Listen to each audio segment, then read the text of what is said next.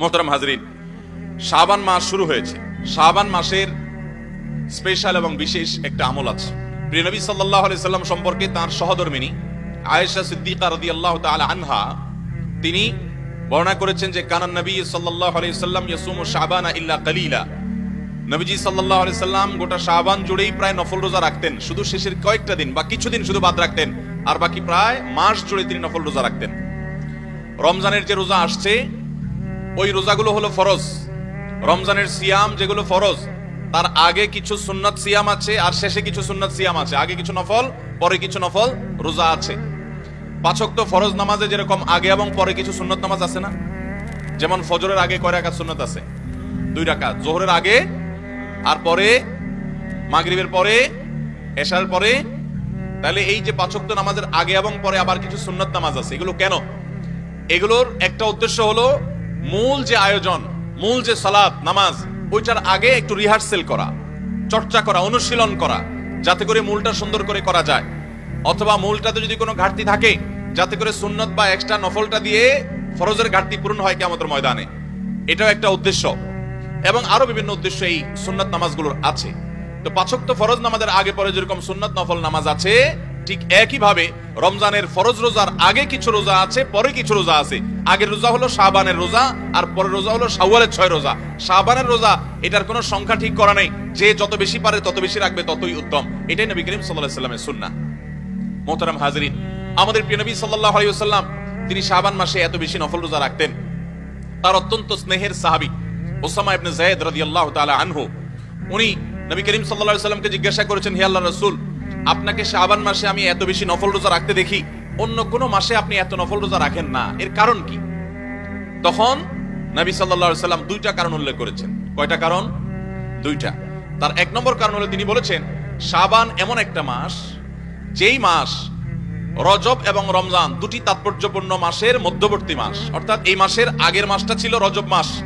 রজব হলো সম্মানিত 4 মাসের একটা, কোরআন ঘোষিত সম্মানিত 4 মাসের একটা হলো রজব। আর শাবানের পরের মাসটা হলো সাইয়্যিদুশ শুহুর, সকল মাসের শ্রেষ্ঠ মাস রমজান। তাহলে শাবানের এক পাশে হলো সম্মানিত মাস, আরেক পাশে হলো বছরের শ্রেষ্ঠ মাস। 2টা গুরুত্বপূর্ণ মাসের মধ্যখানে এই মাসটা অনেকে অবহেলা করে কাটায়, যে এটার তো বিশেষ কোনো তাৎপর্য নাই, তাহলে আর ইবাদত বন্দেগী আর কি করে, দরকার কি আর করার। অনেকটা অবহেলা, উদাসীনতার সাথে এই মাসকে অনেকে কাটায় দেয়। আবার অনেকে চিন্তা করে রমজান তো আসছেই, তখন কোরআন তেলাওয়াত করবই, তখন তো ইবাদত বন্দেগী করবই, এখন আর এত ইবাদত বন্দেগী করার কি আছে। এইজন্য শাবান মাসে অনেকে গাফলতিতে সময় কাটা দেয়। আর যে সময়টাতে মানুষ গাফেল থাকে, উদাসীন থাকে, অবহেলা করে, যে সময়টার ব্যাপারে মানুষ যত্ন নেয় না, ওই সময়টাতে ইবাদত করার একটা বিশেষ গুরুত্ব আছে, বিশেষ তাৎপর্য আছে। এই জন্য আমি এই মাসে বেশি বেশি নফল রোজা রাখি। একটা কারণ জানলেন, এবং সেই সাথে এও জানলেন যে আমলটাতে বা যে সময়টাতে মানুষ গাফেল থাকে, মানুষ ইবাদত বন্দেগী করে না, উদাসীন থাকে, অলস কাটায়, ওই সময়তে ইবাদতের গুরুত্ব একটু বেশি। একটা মানুষ, তাকে সবাই সালাম দেয়, আপনিও সালাম দিলেন, সওয়াব পাবেন। আরেকজনকে কেউ সালাম দেয় না, একজন রিকশাওয়ালা মানুষ, একজন দিনমজুর খেটে খাওয়া মানুষ, তাকে যদি আপনি, অন্য কেউ যেহেতু সালাম দেয় না, আপনি গিয়ে তাকে যদি সালাম দেন এই নিয়তে যে এই লোকটাকে কেউ সালাম দেয় না, অবহেলা করে, এই জন্য আমি তাকে গিয়ে সালাম দিলাম, ইনশাআল্লাহ এটার কারণে আপনি অতিরিক্ত সওয়াব পাবেন। একটা মানুষকে সবাই দান করে, আরেকজনকে কেউ দান করে না, যাকে দান করে না আপনি গিয়ে তাকে দান করলেন, এর কারণে আল্লাহর কাছে আপনি অতিরিক্ত সওয়াব পাবেন। মুহতারাম হাজিরিন, ঠিক একই ভাবে ভোর রাতে যখন মানুষ সবাই ঘুমায় থাকে, অলস থাকে, ওই টাইমে কেউ যদি উঠে তাহাজ্জুদের নামাজ পড়ে, রোনাজারি করে, চোখের পানি ফেলে, দোয়া করে, কান্নাকাটি করে, সিজদায় লুটিয়ে পড়ে, আল্লাহর সাথে কথা বলে, তো দিন এবং রাত অন্য যে কোনো সময় ইবাদতের চেয়ে শ্রেষ্ঠ ইবাদত হয় এটা। আল্লাহর সবচেয়ে কাছাকাছি যাওয়া যায়, সবচেয়ে বেশি নিজের কথাগুলোকে পেশ করা যায় ভোর রাতে তাহাজ্জুদের সময়। তাহলে যে সময়গুলোতে, যে জায়গাগুলোতে, যে আমলগুলোতে মানুষ অবহেলা করে, সেগুলোর আলাদা একটা গুরুত্ব থাকে, বিশেষ করে সেগুলোতে ইবাদত বন্দেগী করার। এই হাদিস থেকে আমরা জানলাম নবী করিম সাল্লাল্লাহু আলাইহি ওয়াসাল্লাম এই মাসে বেশি বেশি নফল রোজা কেন রাখতেন। তার দ্বিতীয় কারণ বলেছেন তিনি, যাকা শাহরুন তুরফাউ ফীহিল আমালু ইলা রাব্বিল আলামিন ফাউহিব্বু আন ইউরফাআ আমালি ওয়া আনা সাইম। তিনি বলেছেন, শাবান মাসে বান্দার আমলনামা আল্লাহর কাছে ফেরেশতারা পেশ করেন, তো আমি চাই আমার আমল নামা যখন পেশ করা হবে, আল্লাহর সামনে যখন উপস্থাপন করা হবে, ওই সময়টাতে আমি যেন রোজাদার থাকি। আমার রোজা অবস্থায় আমল নামা পেশ হোক, এটা আমি পছন্দ করি, ভালোবাসি। কারণ ডিউটিরত অবস্থায় যদি মালিক দেখে ফেলে তাহলে শ্রমিকের ভালো লাগবে। ঠিক একইভাবে আমার মালিকের কাছে আমার আমল নামা পেশ করা হচ্ছে, ওই টাইমে যদি আমি রোজা অবস্থায় থাকি, তো আল্লাহ তাআলা আমার আমল নামা রহমতের সাথে দেখবেন, অনুগ্রহের সাথে দেখবেন, তার রহমত আমি লাভ করব। এই আশা আমি এই মাসে নফল রোজা রাখি। তাহলে নবী করিম সাল্লাল্লাহু আলাইহি ওয়াসাল্লাম শাবানে নফল রোজা বেশি রাখতেন। তার প্রথম কারণ হলো যে এই মাসের আগের এবং পরের দুইটা মাস গুরুত্বপূর্ণ, মাঝখানে অবহেলা করে মানুষ, এই জন্য উনি বেশি বেশি গুরুত্ব দিয়ে রোজা রাখতেন। আর দ্বিতীয় হলো এই মাসে বান্দার বা আমলের বাৎসরিক প্রতিবেদন ফেরেশতারা জমা দেয়। বাৎসরিক প্রতিবেদন প্রতি সপ্তাহের সোমবার বৃহস্পতিবার এই দিনগুলোতে সাপ্তাহিক প্রতিবেদন জমা দেয় বান্দার আমল নামার। আর প্রতিদিন সকাল এবং সন্ধ্যায় দৈনিক প্রতিবেদন জমা দেওয়া হয় বান্দার আমল নামার। তাহলে আমাদের সমস্ত আমল নামা, ভালো কাজ কিংবা মন্দ কাজ যাই করি না কেন, এটা আল্লাহর সামনে পেশ করেন ফেরেশতারা 3 দফায়, প্রাত্যহিক, প্রাত্যহিক, সাপ্তাহিক এবং বাৎসরিক। প্রাত্যহিকটা সকাল এবং সন্ধ্যায়, রাতের ফেরেশতারা সকালে গিয়ে আল্লাহর কাছে জমা দেন, সকালে আসা ফেরেশতারা সারাদিন থেকে সন্ধ্যায় গিয়ে আল্লাহর কাছে জমা দেন, আর সারা রাত থাকা ফেরেশতারা সকালে গিয়ে জমা দেন। আর সাপ্তাহিক যারা আছেন তারা সোমবার বৃহস্পতিবারে জমা দেন। এই জন্য নবী করিম সাল্লাল্লাহু আলাইহি ওয়াসাল্লাম ওই যে আমল জমা দেওয়ার সময়টাতে ইবাদতবন্দেগী করতেন, সকাল সন্ধ্যা জিকির আজকার করতেন। আল্লাহ কোরআনে বলেছেন ওয়াসাব্বিহুহু বুকরাতাও ওয়া আসীলা, সকাল এবং সন্ধ্যায় তোমরা আল্লাহর তাসবিহ পাঠ করো। কারণ ওই যে ফেরেশতাদের ডিউটি বদলের সময়, আমল নামা জমা দেওয়ার সময়, সোমবার বৃহস্পতিবার নবী সাল্লাল্লাহু আলাইহি ওয়াসাল্লাম রোজা রাখতেন। কেন রাখতেন? সোমবারের ব্যাপারে তিনি বলেছেন যাকা ইয়াউমুন বুলিদতু ফি, এই দিনে আমার জন্ম হয়েছে সেজন্য আমরা রোজা রাখি। তার জন্মদিনে তিনি রোজা রাখছেন, আর আমরা আমাদের জন্মদিন আরো বেশি করে খাই। নবী করিম সাল্লাল্লাহু আলাইহি ওয়াসাল্লাম সোমবার বৃহস্পতিবার 2 দিন সপ্তাহে রোজা রাখতেন। কেন? তিনি বলেছেন কারণ সারা সপ্তাহের আমল নামা এই 2 দিন পেশ করা হয়। শাবান মাসে তিনি বেশি রোজা রাখতেন, যে মাসটাতে আমরা এখন আছি। কেন? তার উত্তরে তিনি বলেছেন যে সারা বছরের আমল নামা। এজন্য ভাইরা আমার, এই শাবান মাসে একজন মুসলমান হিসেবে আমাদের জন্য সবচেয়ে বড় কর্মসূচি হবে এই মাস জুড়ে আমরা বেশি বেশি নফল রোজা রাখবো ইনশাআল্লাহ। চেষ্টা করবো তো ইনশাআল্লাহ। ভাইরা আমার, প্রিয় নবী সাল্লাল্লাহু আলাইহি ওয়াসাল্লাম এই মাসে অনেক বেশি নফল রোজা রাখতেন। আমাদের উচিত সেই চেষ্টা করা।